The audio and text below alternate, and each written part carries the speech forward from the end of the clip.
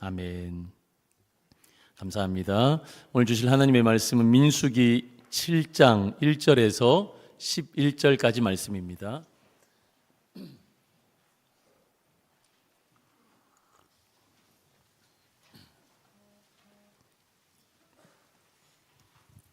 민수기 7장 1절에서 11절까지 저와 여러분들이 한 절씩 교독하도록 하겠습니다. 제가 먼저 1절 말씀 올려드립니다. 모세가 장막 세우기를 끝내고 그것에 기름을 발라 거룩히 구별하고 또 그 모든 기구와 제단과 그 모든 기물에 기름을 발라 거룩히 구별한 날에 이스라엘 지휘관들 곧 그들의 조상의 가문의 우두머리들이요 그 지파의 지휘관으로서 그 계수함을 받은 자의 감독된 자들이 헌물을 드렸으니 그들이 여호와께 드린 헌물은 덮개 있는 수레 6대와 소 12마리이니 지휘관 두 사람의 수레가 하나씩이요 지휘관 한 사람의 소가 한 마리씩이라 그것들을 장막 앞에 드린지라. 여호와께서 모세에게 말씀하여 이르시되 그것을 그들에게서 받아 레위인에게 주어 각기 직임대로 회막 봉사에 쓰게 할지니라. 모세가 수레와 소를 받아 레위인에게 주었으니 곧 게르손 자손에게는 그들의 직임대로 수레 둘과 소 4마리를 주었고 무라리 자손들에게는 그들의 직임대로 수레 4과 소 8마리를 주고 제사장 아론의 아들 이다말에게 감독하게 하였으나 고앗 자손에게는 주지 아니하였으니 그들의 성소의 직임은 그 어깨로 매는 일을 하는 까닭이었더라. 제단에 기름을 바르던 날에 지휘관들이 제단의 봉헌을 위하여 헌물을 가져다가 그 헌물을 제단 앞에 드리니라. 함께 읽습니다. 여호와께서 모세에게 이르시기를 지휘관들은 하루 한 사람씩 제단의 봉헌물을 드릴지니라 하셨더라. 아멘. 오늘 중동교회 한국모함으로 일어나라 8번째 건강한 공동체의 필수 드림이라는 제목으로 오늘 말씀 나누도록 하겠습니다. PPT 보시면요, 여기 몇 가지를 제가 보여드리는데 공통점을 여러분 한번 발견해 보셨으면 좋겠습니다. 담배를 끊어라, 지중해식 식사를 하라, 매사에 성실하라, 체중을 줄여라. 뜨끔하시죠? 체중을 줄여라. 제가 뜨끔합니다. 친구를 사귀라, 움직여라, 용서하라, 숙면하라, 스트레스를 관리하라. 여러분, 이 9가지의 공통점이 뭔 것 같아요? 뭔 것 같아요? 예? 제가 들었는데 2부 예배 때는요 이구동성으로 이게 나오는데 건강이래요. 제가 그래서 2부 예배에 오신 성도님들에게 1부 예배 설교 듣고 오셨어요? 제가 말씀드렸는데 건강하게 사는 비결이에요. 건강하게 오래 사는 비결. 여러분 어떠십니까? 이렇게 살아가고 계십니까? 저는 여러분들이 이 9가지 잘 지키셔서 모두 건강하게 장수하시면 좋겠습니다. 여러분, 현대인들의 가장 큰 관심 가운데 하나는요, 건강이에요. 젊을수록 성공이라는 목표 지향적으로 젊은 사람들은 살아갑니다. 그런데 나이가 들어갈수록 건강에 관심이 더 많이 있는 거예요.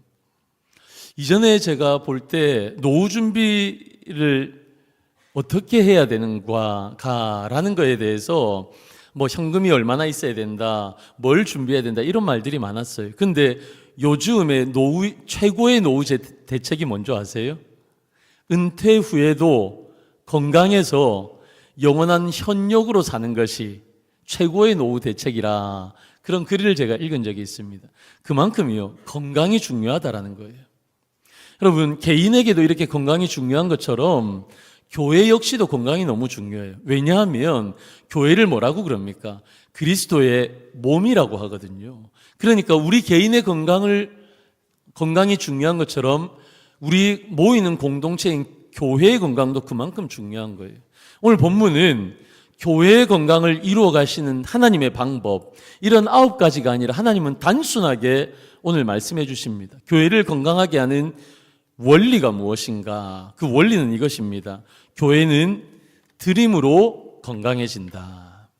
우리 같이 한번 읽어볼까요? 시작. 교회는 드림으로 건강해진다. 오늘 이 말씀을 이해하는 데는요, 세 시점의 시간적인 흐름을 알면 도움이 되어집니다. 첫 번째는 출애굽 제2년 1월 1일 성막이 완공되어지는 시점부터 민수기가 시작되어지는 거예요. 이게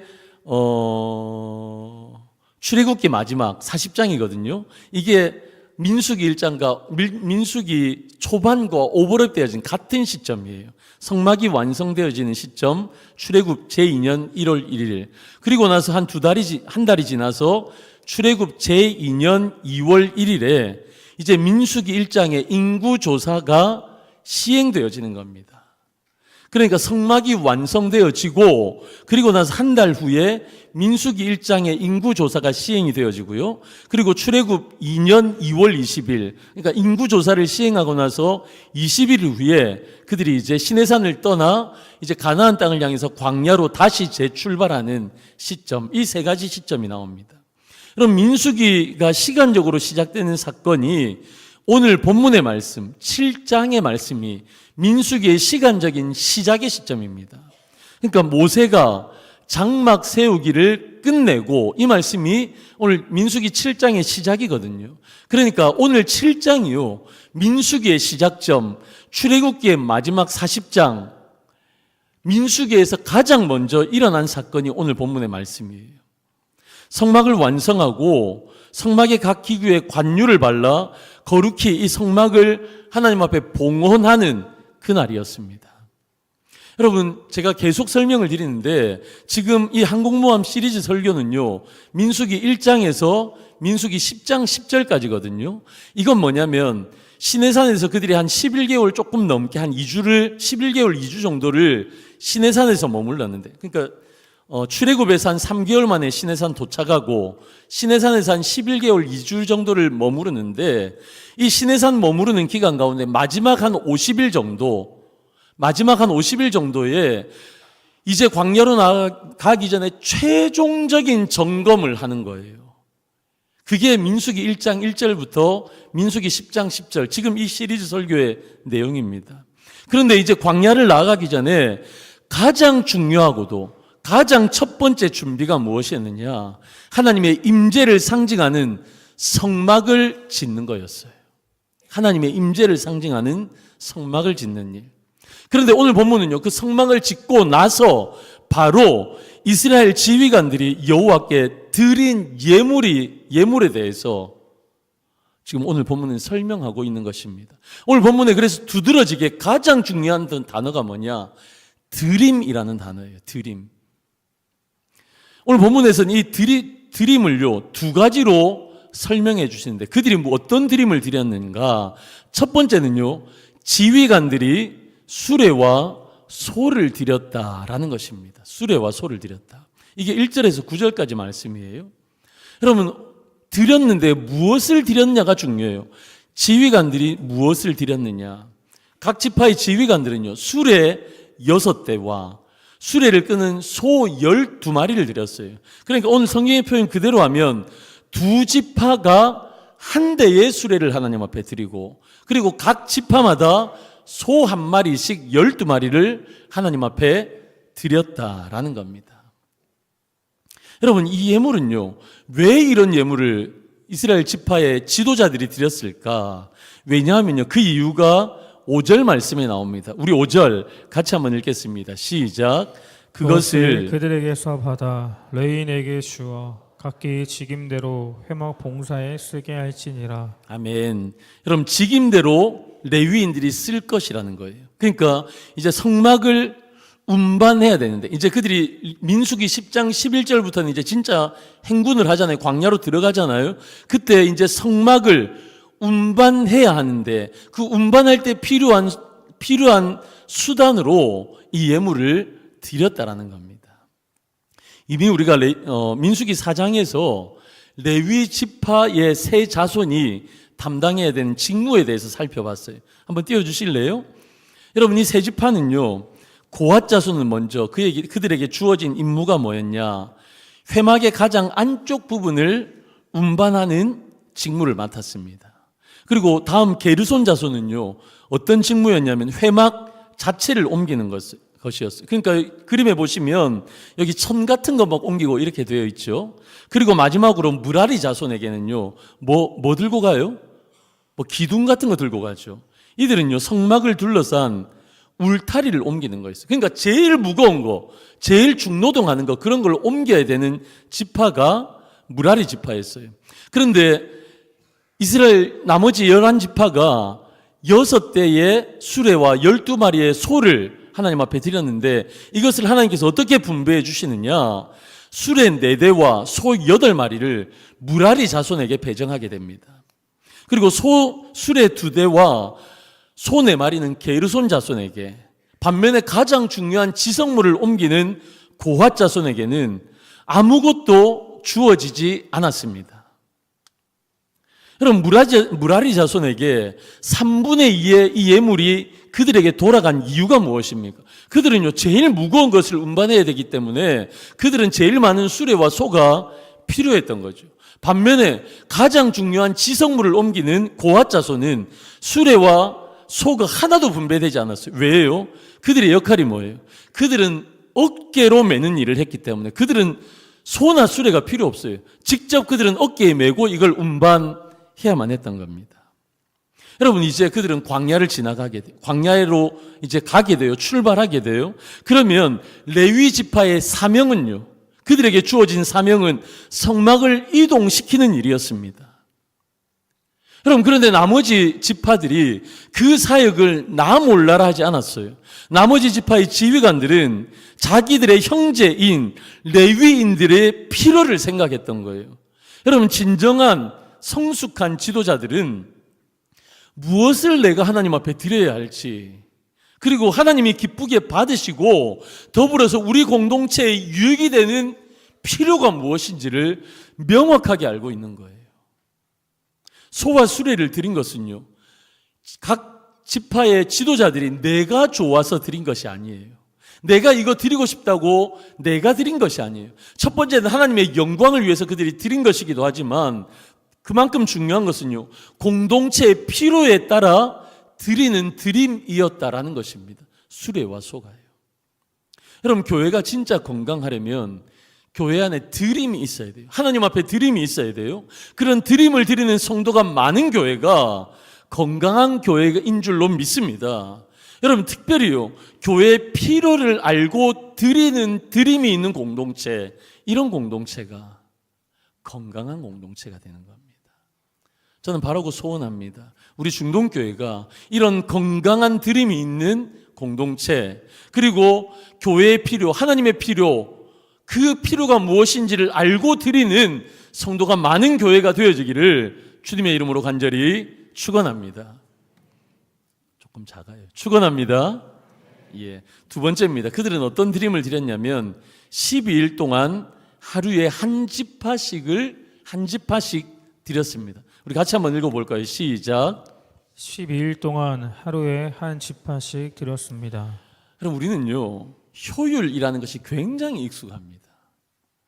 무슨 일을 할 때 재정을 사용하든 우리의 에너지를 사용하든 여러분 효율적이지 않으면 참을 수가 없어요. 저만 그런 게 아니라 우리 대부분의 사람들이 이 효율이라는 것이 굉장히 중요하고 익숙합니다. 그런데 하나님의 이 가치관과 우리의 가치관이 이 효율이라는 것 앞에서 충돌할 때가 있어요. 그 충돌하는 것이 오늘 본문의 말씀입니다. 저는 이 말씀을 묵상하면서 이런 생각이 들었어요. 12지파가 동시에 드려서 이 드림을, 이 예배를 하루에 끝낼 수는 없었을까?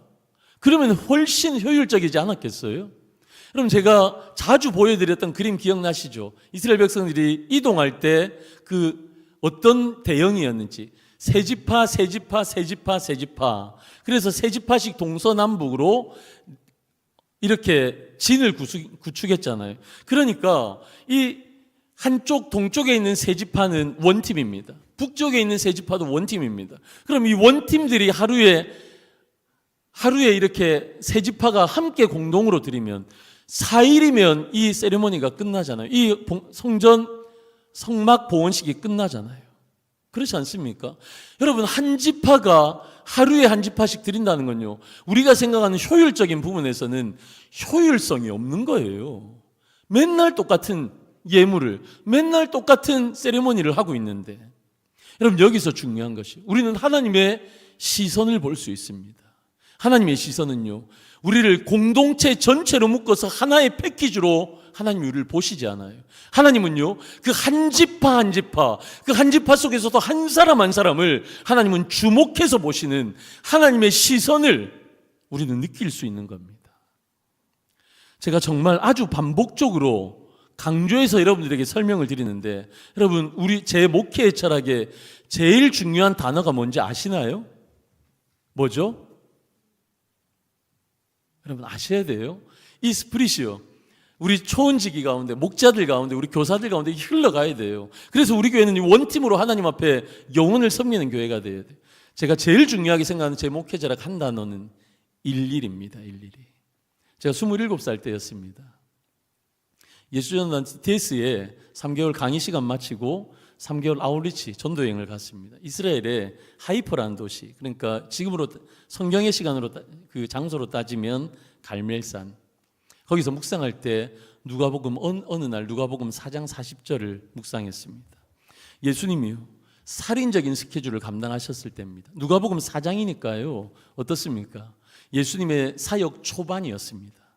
예수님의 사역 초반에는요, 예수님께서 내가 하나님의 아들이다, 메시아다라는 것을 드러내시기 위해서 수많은 이적과 기사들을 예수님께서 베푸셨습니다. 그러니까 인생에 문제가 있는 사람들이 다 예수님 앞에 나오는 거예요. 그런데 그때도 해질 무렵이었습니다.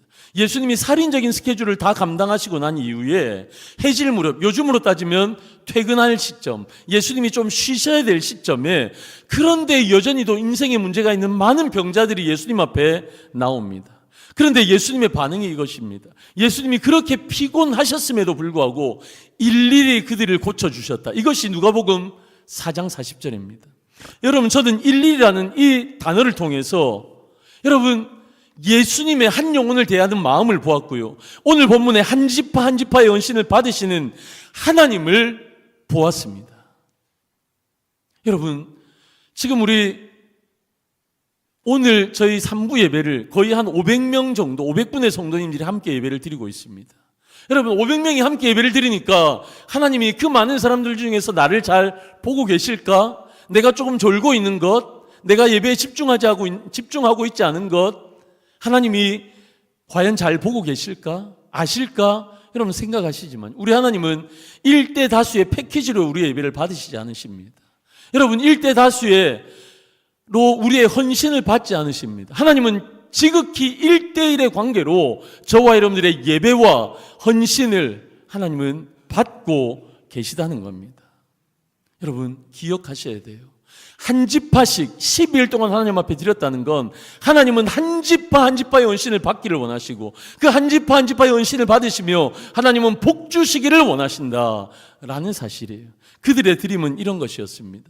여러분, 한 지파가 한 지파씩 12일을 드렸다는 것, 또 다른 하나의 의미는요, 제가 이걸 묵상하면서 이런 높아심이 생겼어요. 각 지파가요, 매일 12일 동안 똑같은 예물과 예배의 형태로 하나님 앞에 나아갑니다. 여러분, 첫날은, 둘째 날은, 셋째 날은 신선하고 좋을 수 있었죠. 그런데 5일 되고 10일 되고 마지막 12일째 될 때 여러분, 그들의 마음이 어땠겠습니까? 매일 반복되는 예배에 그들의 마음이 무뎌질 수도 있었을 것입니다. 그렇지 않나요? 똑같은 예배 매일 드리는데, 여러분, 오늘도 우리가 이 예배를 드립니다. 찬양을 드리고, 여러분, 우리가 십계명을, 그리고 주기도문과 사도신경을 하나님 앞에 드리며 예배를 시작해요. 그리고 찬송하고, 그리고 우리 장로님들이 대표 기도해 주시고, 제가 설교하고, 적용 찬송하고, 기도하고, 축도 마치고. 여러분, 우리의 예배 폼이 매주 똑같아요. 저번 주도, 그 저번 주도, 한 달 전도, 1년 전도, 3년 전도 우리는 똑같은 예배 형식으로 나아갑니다. 그러니까 루틴하게 오늘의 예배에 감동이 없어질 수 있는 거예요. 그냥 루틴하게 우리 예배가 무뎌질 수 있는 겁니다. 그들의 12일이 그럴 수도 있었습니다. 얼마 전에 제가 경북로에 교사 부흥회 다녀온 거 아시죠? 여러분들 기도해 주셔서 잘 다녀왔습니다.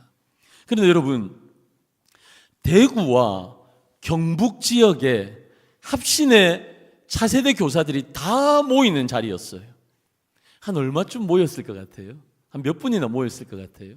그래도 그래도 대구와 경북 지역의 모든 선생님들이 다 모이니까 한 300~400명 정도는 모이지 않았겠나, 그런 생각이 제 마음 가운데 있었던 것 같아요. 근데 몇 분이나 오셨을까요?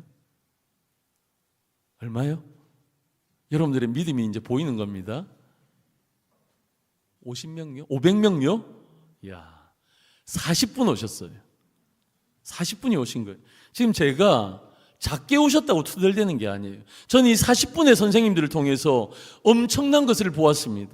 엄청난 은혜를 누렸습니다. 엄청난 영적인 진리를 발견했습니다. 여러분, 대구와 경북 지역은요, 복음의 불모지입니다. 복음화율이 가장 낮은 곳이 대구와 경북 지역입니다. 불교가 굉장히 센 곳이에요. 여러분들 중에 대구 경북 지역이 고향이신 분들은 저보다 더 잘 아실 거예요. 그러니까 교회들마다 참 작고 열악합니다. 요즘 우리 교회가 저번 주도 1200명이 넘게 저희가 모여서 예배를 드렸습니다. 근데 경북로에서 제일 큰 교회가 300명이 되지 않는데요. 그러니까 그 교회가 심벌처럼 엄청 큰 대형 교회인데 나머지 교회들은 얼마나 작고 열악하겠냐는 거죠. 여러분, 그런데 그 작은 교회, 열악한 교회를 섬기는 우리 차세대 선생님들이 우리 차세대들 제대로 한번 세우고 섬기고 돌아보겠다고 그날 비도 왔거든요. 날씨도 짓궂었거든요. 그런데 40분을, 무려 40분의 교사들이 모인 겁니다. 저는 그 40분의 교사들을 보고요, 가슴이 뜨거워졌어요.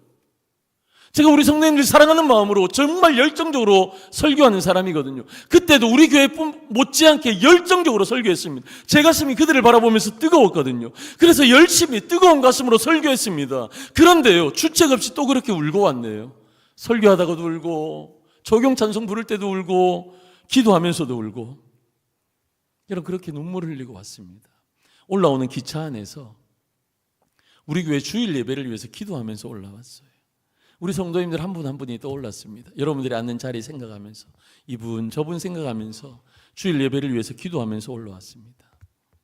근데요, 그 기도하는데 제 안에 어떤 묵상과 마음이 생겼냐면, 여러분들이 세상 속에서 일주일 동안, 6일 동안 정말 분투하고 사시잖아요. 열심히 사시잖아요. 만만치 않은, 제가 다니엘 묵상할 때 드렸던 바벨론보다 더 바벨론 같은 세상 속에서 여러분들 분투하고 살아내시잖아요. 그리고 나서 주일날 예배드리러 여러분 오시는데, 여러분, 제가 정말 이 설교자로, 예배 인도자로 이 예배를 정말 진짜 최선을 다해서 준비하고 있는가라는 묵상이 되어졌어요. 정말 부끄럽더라고요. 제가 경북로의 교사들을 바라보면서 그들의 상황이 열악함에도 불구하고 정말 차세대들 한번 제대로 세워보겠다라고, 여러분, 그렇게 나온 그분들을 바라보면서 제 가슴이 먹먹해서 울었던 것처럼, 눈물이 났던 것처럼 우리 하나님 그러시지 않을까? 우리 하나님이 우리 성도님들을 바라보시면서 광야 같은 험한 세상에서 분투하고 예배의 자리로 나온 여러분들을 바라보면서 가슴이 먹먹해서, 너무너무 좋아서, 너무너무 사랑해서, 너무너무 고마워서 하나님이 눈물 흘리지 않으실까, 그런 생각이 들었어요. 그래서 다시 한번 기도 가운데 다짐하고 헌신했습니다. 매주 우리 드려지는 예배가 무뎌지지 않도록 더 기도하고 준비해야지. 매주 하나님의 말씀을 준비하고 연구하면서 더 기도해야지, 더 연구해야지. 그러면서 하나님의 말씀 전할 때 오늘이 마지막인 것처럼 아끼지 않고 하나님의 말씀을 다 쏟아내며 우리 성도님들에게 이 말씀 나누어야지, 전해야지. 여러분, 그런 마음의 다짐과 결단을 하면서 기차에서 올라왔습니다. 여러분, 우리 한 주 예배를, 지금의 예배를요, 그냥 드릴 수 없어요. 무뎌진 마음으로 드릴 수 없어요. 저번 주에 드렸다고, 그 저번 주에 드렸다고 우리는 오늘의 예배를 그냥 드릴 수 없어요. 여러분, 이스라엘 백성들이, 그리고 그 지파들마다 하루에 한 지파씩 12일을 드려서 무뎌질 수도 있었지만, 그렇지 않았던 것처럼 여러분, 우리의 예배도 무뎌지지 않게 매주일의 예배를 우리가 하나님 앞에 그렇게 드려야 할 줄로 믿습니다. 여러분, 우리 그 이스라엘 백성들은 그런 드림으로 하나님 앞에 드렸습니다. 그럼 마지막으로요, 그들은 이런 드림을 드렸는데, 그러면 우리의 드림은 어떠해야 합니까? 이 시대에 우리는 어떻게 하나님 앞에 우리를 드려야 합니까?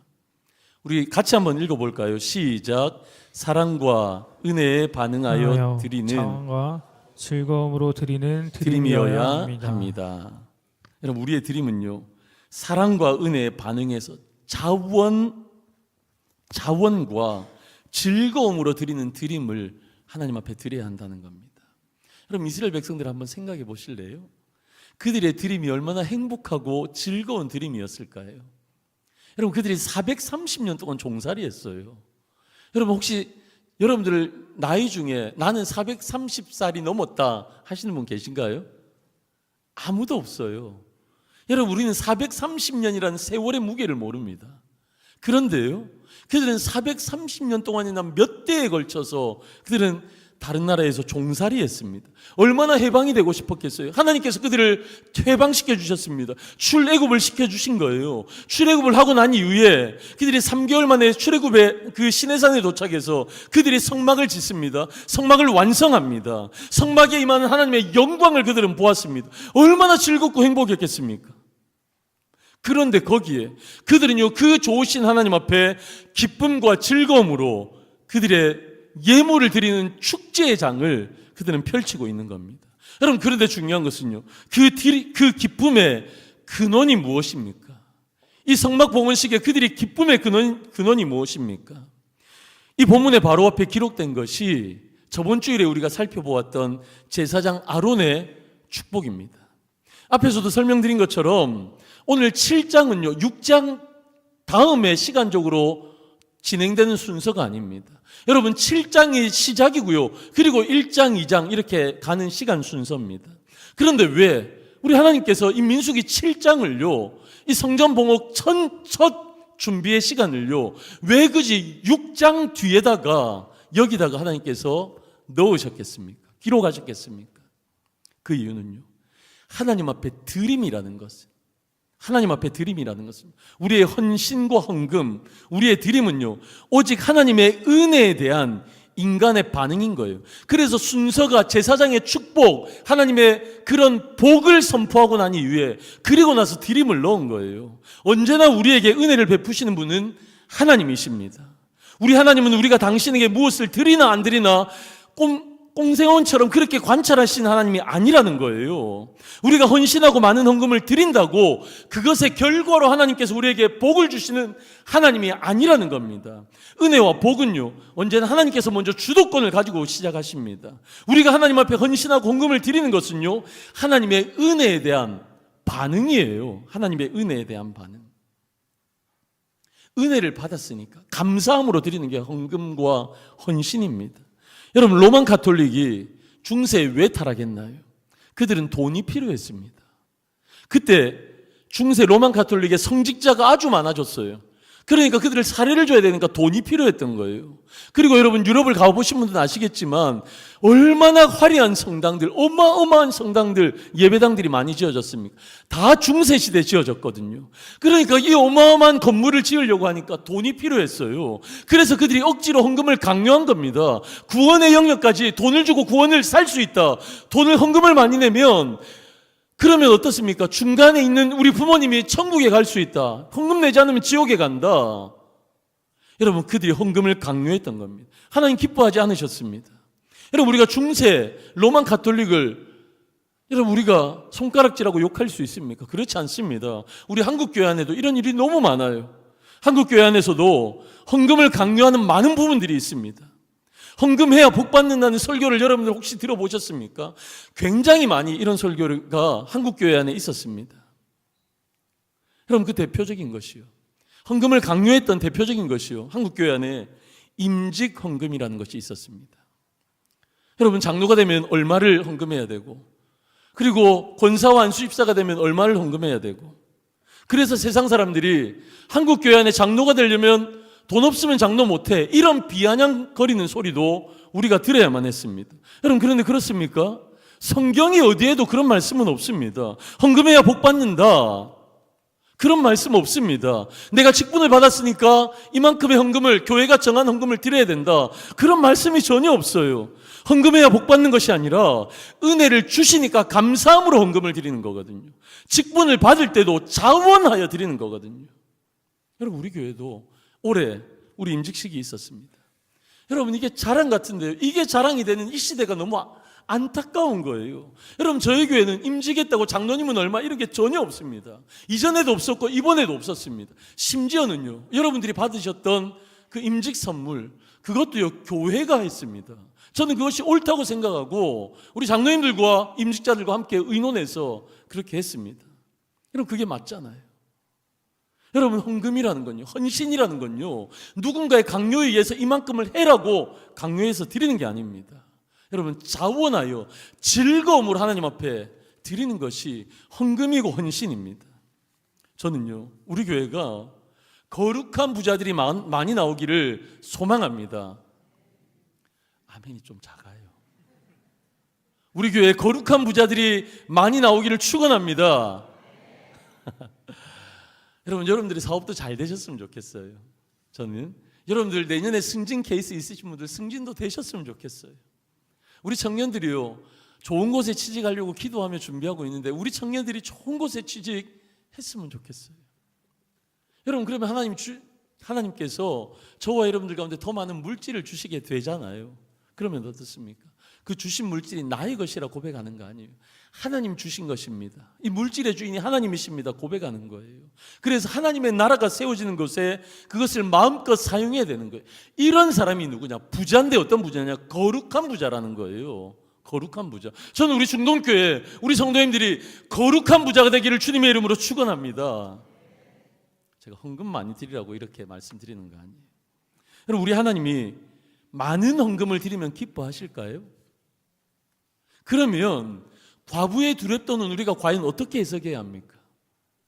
여러분, 레위기에 보면 번제를 드릴 때 번제의 이 번제물을요, 하나님께서 획일적으로 하나로 정하지 않으셨어요. 조금 부유한 사람들은 소를 드릴 수 있도록, 일반적인 평민들은요 양과 염소를 드릴 수 있도록, 가난한 사람들은 비둘기를 드릴 수 있도록 하나님께서 그들의 수준에 맞게, 상황에 맞게 번제물을 드릴 수 있게 하셨습니다. 여러분, 우리 하나님께서 많은 것을 받기를 원하신다면 모두가 번제물을 드릴 때 소를 드려야죠. 왜 비둘기를 드려요? 과부의 두렙돈은요, 하나님께서 아주 적은 액수니까 천하게 여기시는 것이 맞죠. 그런데 우리 하나님의 마음이 어떻습니까? 하나님은 우리의 드림 앞에 액수를 중요하게 여기지 않으십니다. 액수를 중요하게. 제가 어린 시절에요, 이런 노래 가사 아시나요? 1000번을 접어야만 하게 되는 사연을. 이 노래 아시나요? 아시면 연식이 조금 되신 분들이십니다. 제가 어릴 때니까 아마 30, 40대들은 잘 모르실 거예요.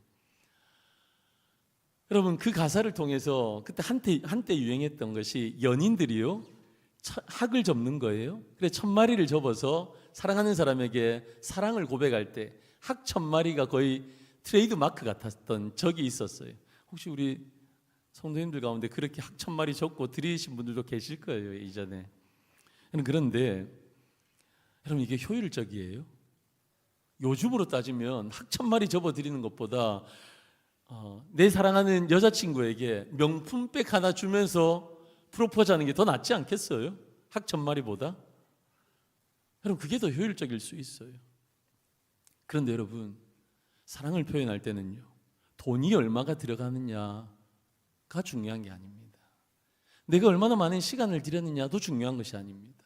돈과 시간은요, 그 뒤에 따라오는 부수적인 거예요.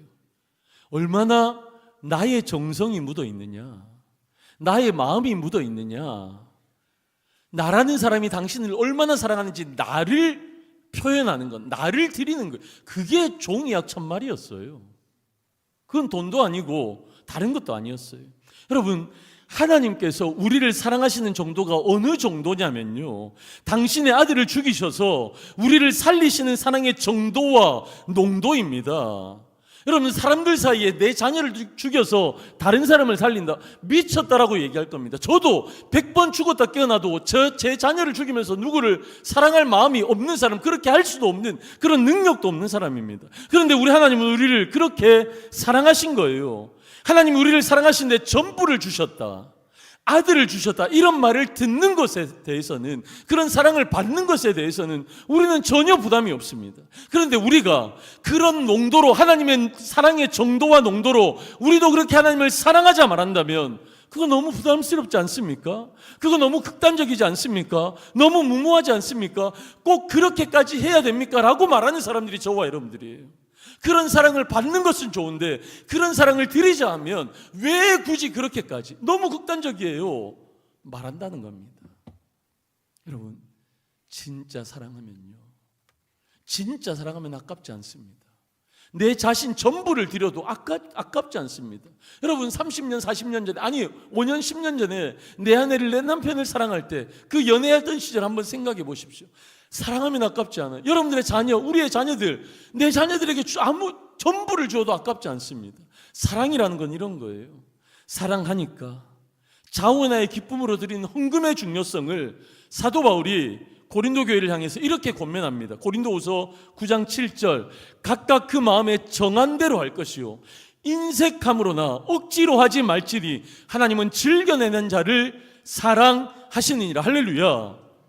여러분, 진짜 하나님 사랑하면요, 억지로 하는 거 아니에요. 인색함, 헌금의 말씀을 드리는 게 아닙니다. 우리의 모든 헌신, 우리의 모든 예배, 우리의 모든 하나님 앞에 드림이요, 억지로나 인색함이 아니라 즐겨내는 겁니다. 즐겨 드리는 겁니다. 그게 사랑이에요. 하이델베르그 요리문답 1문의 답의 첫 문장에 이런 문장이 나옵니다. 살아서나 죽어서나 나는 나의 것이 아니요 몸도 영혼도 나의 신실한 구주 예수 그리스도의 것입니다. 할렐루야. 여러분, 나는 내 게 아닙니다. 예수 그리스도의 것입니다. 그래서 믿음으로 드리는 최고의 예물은 무엇이냐? 여러분, 우리의 돈이 아니에요. 우리의 시간이 아니에요. 우리의 믿음으로 드리는 최고의 예물은 바로 우리 자신을 하나님 앞에 드리는 것인 줄로 믿습니다. 하나님 우리에게 전부를 주셨거든요. 당신의 아들을 십자가에 죽이시면서까지 우리를 사랑하셨거든요. 제가 여러분 오늘 헌금의 얘기를 하면서 여러분들에게 헌금 많이 하라 그 설교하는 게 아니에요. 오해하지 마세요.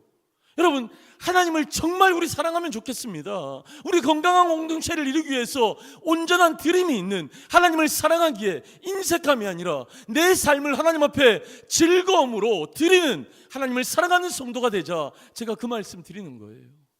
사랑하는 성도 여러분, 우리 중동교회가, 여러분 우리 가정이, 우리 성도님들 한 분 한 분이 진짜 건강한 그리스도인들 되시기를 주님의 이름으로 축원합니다. 그러기를 위해서 어제도 드렸고 오늘도 드리고 내일도 드리시기를 주님의 이름으로 축원합니다. 여러분, 그런데 이 드림이요, 인색함이 아니에요. 억지로가 아니에요. 내가 장로니까, 내가 안수집사니까, 내가 그래도 초원직이고 목자, 내가 목사니까 그래서 하나님 앞에 드리는 억지로나 인색함이 아니라 내가 정말 하나님을 사랑하기에, 하나님이 생명을 다해서 나를 사랑해 주셨는데 내가 그 하나님을 사랑하기에, 나를 살리신 그 은혜에 감격하기에 기쁨으로 자원하여 드리시는 우리 중동의 모든 권속들 되시기를 주님의 이름으로 간절히 축원합니다. 그래서 날마다 동일하게 매일매일의 우리의 삶 가운데 하나님을 사랑하고 은혜에 감사하기에, 여러분 다른 것이 아니라 나를 드리는, 나의 마음을 드리는, 나의 가장 귀한 것을 드리는 우리 중동의 모든 성도님들 되셔서 그것 위에 하나님께서 사랑하신다 말씀하시면서 더 풍성한 것을 주실 때 그것을 누리는 우리 성도님들 되시기를 주님의 이름으로 간절히 축원합니다. 축원합니다. 축원합니다.